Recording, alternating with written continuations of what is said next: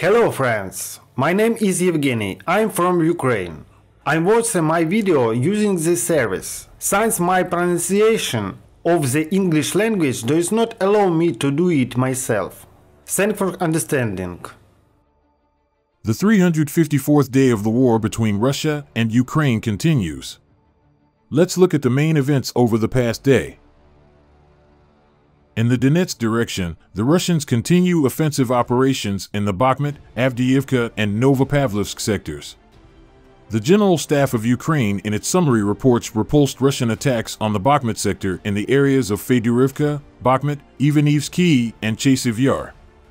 For some reason, Volodar is missing from the reports among the shelled settlements, for which the battles have been going on incessantly for many weeks. The reports also say that the Russians continue to build up their grouping of troops in the Bakhmut sector. Meanwhile, PMC Wagner announced in the morning that it had captured the settlement of Krasnogora north of Bakhmut and posted a video at the entrance to it. Ukraine did not confirm this. The settlement was not mentioned in the morning summary of the General Staff. At the same time, the Institute for the Study of Wars today, citing videos with confirmed geolocation, reported that Krasnogora was most likely captured. The significance of Krasnogora and its neighboring Paraskovievka is significant. Their capture means cutting the route from Sloviansk and opens the way for the Russians to bypass Bakhmut from the northwest.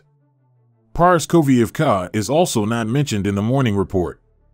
Russian telegram channels write that fierce battles continue for Paraskovievka and that assault groups of the Wagner PMC have already entered it. Ukrainian telegram channels write that the situation in the Paraskovievka area is now very difficult. Those assault groups of PMC Wagner, which previously stormed Soledar, were transferred to this direction and there are very heavy battles. Friends, I need your support. If you have the opportunity, please support me financially. Thank you very much. Your support makes my work possible. In Bakhmut itself, fighting continues in the north, northeast, southeast, and south of the city. In fact, there are street fights for every house. Ukrainian telegram channels report that Wagner PMCs are reinforcing their previously occupied positions, and an active offensive is being carried out in the north of Bakhmut. A fighter of the armed forces of Ukraine spoke about the situation in Bakhmut. According to him, the large-scale offensive of the Russians, which they write about, has been going on for more than 10 days. In the north of Bakhmut, the enemy threw large forces, and the masses of infantry are trying to push through 50 to 100 meters. Frontal attacks there come from the Stupochky area, where they fight for every house. In one of the districts of Bakhmut, the Russians captured a 5-story building, but then the soldiers of the Ukrainian army recaptured it. South of Bakhmut, the situation is also difficult. Ukrainian units have taken preventive protective measures.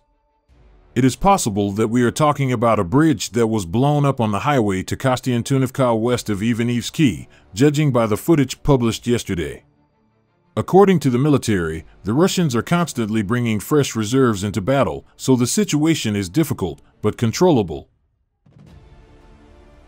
Meanwhile, from tomorrow, the military will close access to Bakhmut for all civilians, including volunteers, the commander of the armed forces of Ukraine said.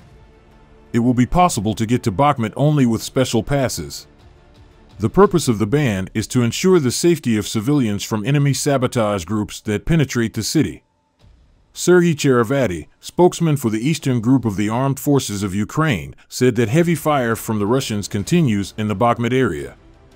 During the day, they delivered 167 strikes with various types of cannon artillery, he said. According to reports from the Ukrainian side, heavy fighting continues south of Bakhmut and an active offensive by the PMC Wagner in the area of the settlement of Ivanovske.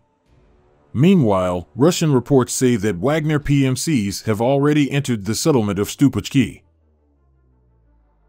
In Russian telegram channels, in my opinion, not good messages began.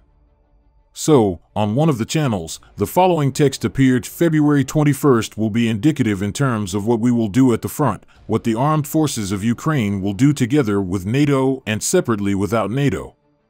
Take care of yourself on this day.